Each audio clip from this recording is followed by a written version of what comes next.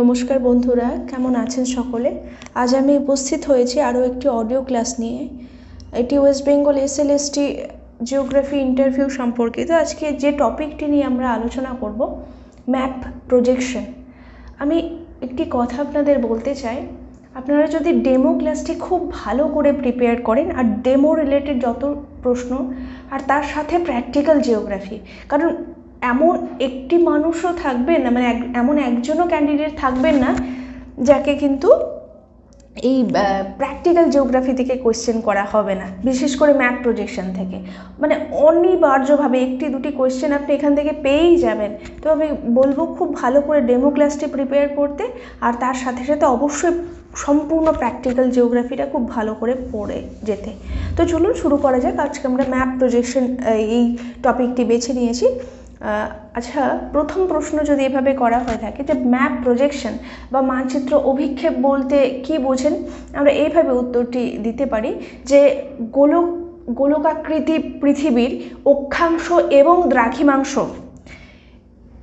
সম্পর্কিত যে রেখাজাল, তাকে যখন সমতল কাগজে স্থানান্তরিত করার একটি পদ্ধতিই হলো ম্যাপ প্রজেকশন। আসলে আমাদের পৃথিবী ত্রিমাত্রিক বা 3 ডাইমেনশনাল, কিন্তু মানচিত্র হয় দ্বিমাত্রিক বা 2 ডাইমেনশনাল। এই ত্রিমাত্রিক পৃথিবীকে কোনো প্রকার মানে ডিস্টরশন ছাড়া, জ্যামিতিক বা গাণিতিক উপায়ে সমতলে উপস্থাপনের একটি কৌশলই হলো ম্যাপ প্রজেকশন। এটি অনেকটা ফুটবল কেটে একটা সমান করার চেষ্টা, বা একটি কমলা লেবুর গোলক খোসা ছাড়িয়ে তাকে সমতল করার একটা প্রচেষ্টার মতন। পরবর্তী প্রশ্ন যদি এভাবে করা হয়ে থাকে যে মানচিত্র অভিক্ষেপের ডিফরমেশন কেন অনিবার্য, আমরা এইভাবে উত্তরটি দিতে পারি যে পৃথিবীর বক্রতলকে সমতলে রূপান্তরের সময় আকৃতি বা আয়তনের বিকৃতি ঘটে। যেমন একটি গোলাকার কমলা লেবুর তার খোসা ছাড়িয়ে সমতলে রাখলে যেমন তার জায়গায় জায়গায় ফেটে যায় বা কুঁচকে যায়, মানচিত্রের ক্ষেত্রেও তাই হয়। প্রজেকশনের উদ্দেশ্য হলে এই বিকৃতিকে নিয়ন্ত্রণ করা। পরবর্তী প্রশ্ন যদি এভাবে করা হয়ে থাকে যে ডেভেলপেবল সারফেস বলতে কি বোঝেন, আমরা এইভাবে উত্তরটি দিতে পারি যে তলকে কোনো প্রকার বিকৃতি ছাড়াই সমতলে প্রসারিত করা যায়, যেমন সেটা সিলিন্ডার হতে পারে বা কোণ বা শঙ্কু আকৃতি হতে পারে। মানচিত্র তৈরির সময় আমরা পৃথিবীকে সরাসরি সমতল করতে পারি না, তাই কাল্পনিকভাবে এটিকে একটি সিলিন্ডার বা কোনো কোণ ব্যবহার করি, যা পরে কেটে সমতল করা হয়। পরবর্তী প্রশ্ন যদি এভাবে করা হয় যে জেনুইন এবং নন জেনুইন প্রজেকশনের পার্থক্য কি, আমরা এইভাবে উত্তরটি দিতে পারি জেনুইন প্রজেকশন জ্যামিতিক বা আলো ছায়ার সাহায্যে তৈরি হয়, আর নন জেনুইন গাণিতিক সূত্রের ওপর ভিত্তি করে তৈরি হয়।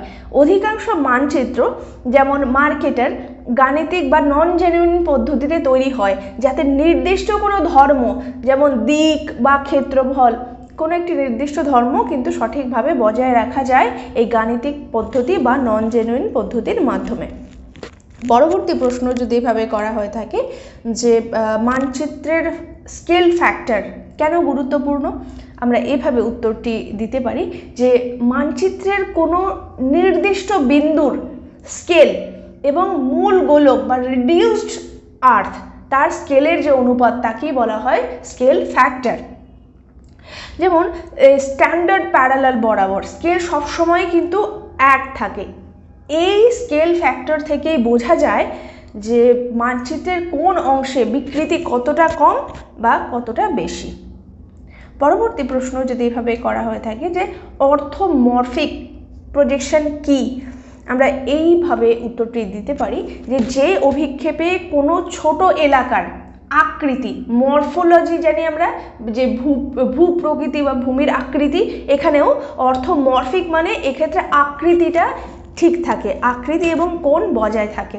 যেমন আমরা বলি মার্কেটার প্রজেকশন, এটি কিন্তু নেভিগেশনের জন্য আদর্শ, কারণ এতে ডিরেকশন এবং বিয়ারিং অর্থাৎ দিক এবং কোণ ঠিক থাকে, যদিও মেরু অঞ্চলের দিকে এরিয়ার কিন্তু ডিস্ট্রকশন ঘটে, যেমন গ্রিনল্যান্ড কেউ আফ্রিকার থেকে বড় দেখায়, এটা আমরা বহুবার পড়েছি।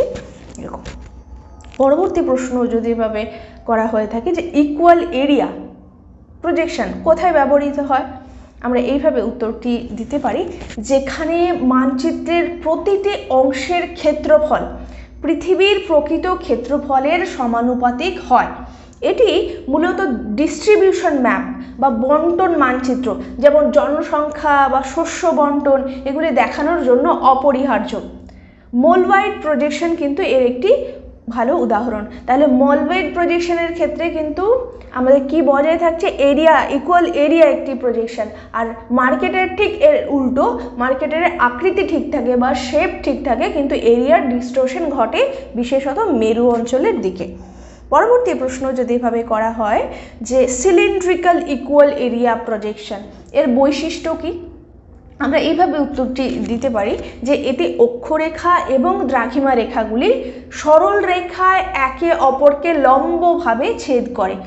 নিরক্ষীয় অঞ্চলের দেশগুলির আয়তন সঠিকভাবে দেখানোর জন্য এটি সবচেয়ে উপযোগী, তবে উচ্চ অক্ষাংশে এটি আকৃতিকে বিকৃত করে দেয়।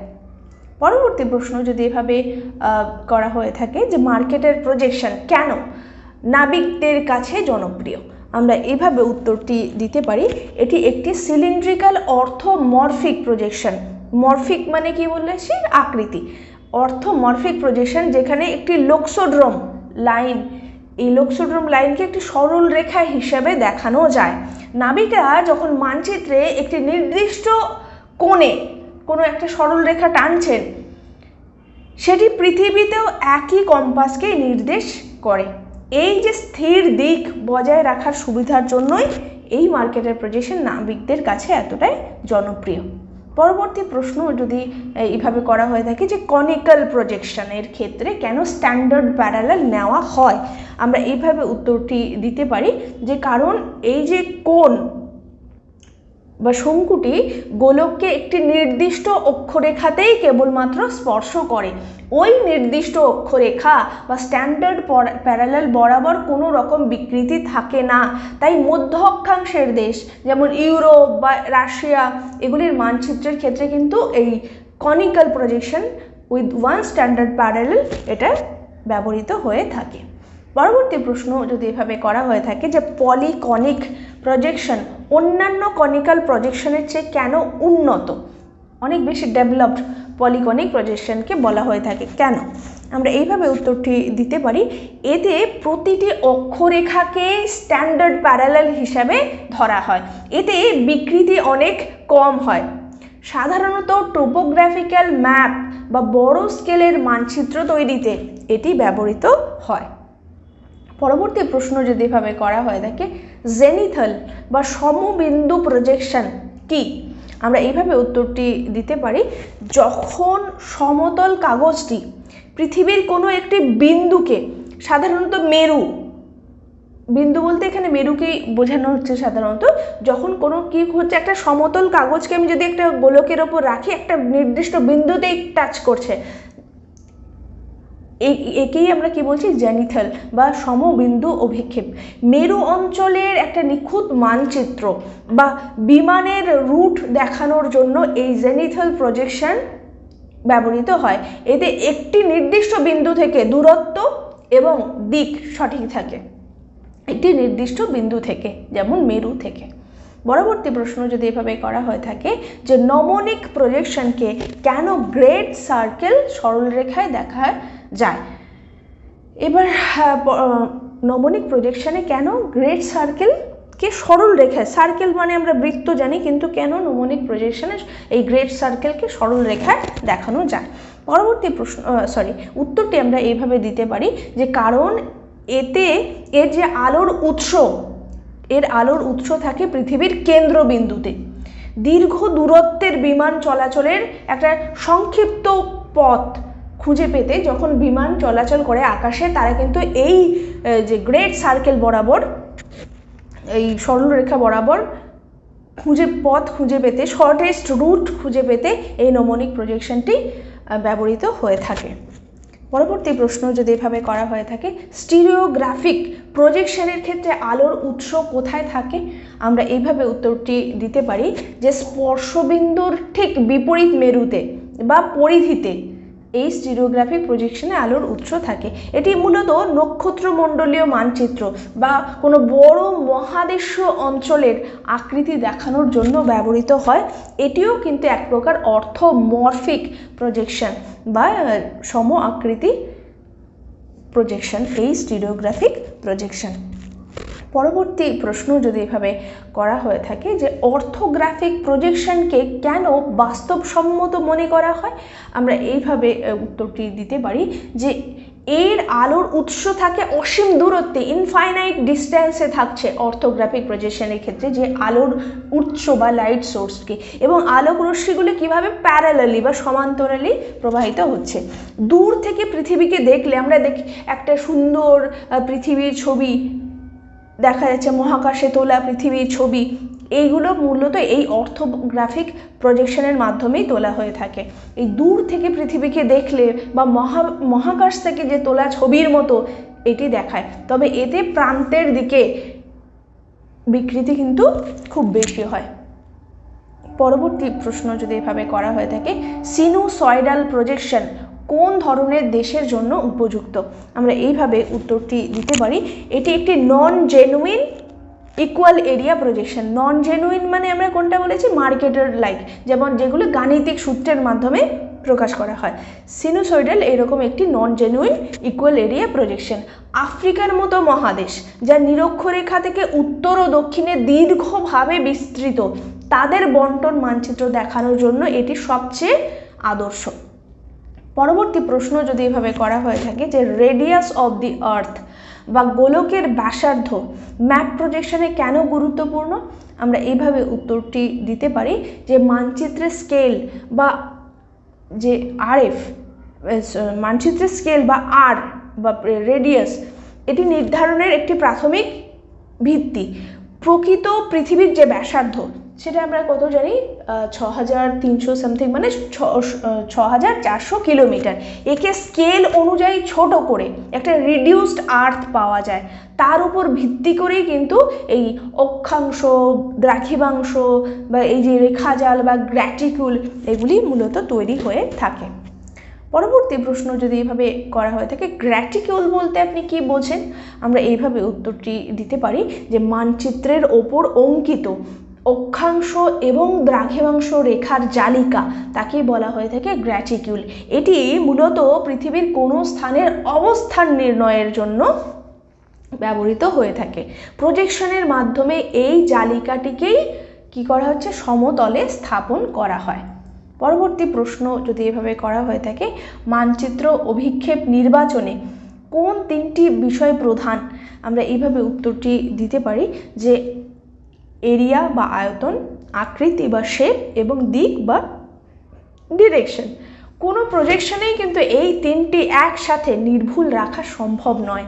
মানচিত্রের উদ্দেশ্য যে আমাদের কোন উদ্দেশ্যে ব্যবহৃত, এটা কি এডুকেশনাল পারপাসে ইউজ হচ্ছে নাকি নেভিগেশনের জন্য, সেই অনুযায়ী আমাদের যে কোনো একটি প্রপার্টিজ বা যে কোনো একটি ধর্মকে বেছে নিতে হয়। পরবর্তী প্রশ্ন যদি এভাবে করা হয়ে থাকে যে ডিজিটাল যুগে ম্যাপ প্রজেকশন কি আজও প্রাসঙ্গিক?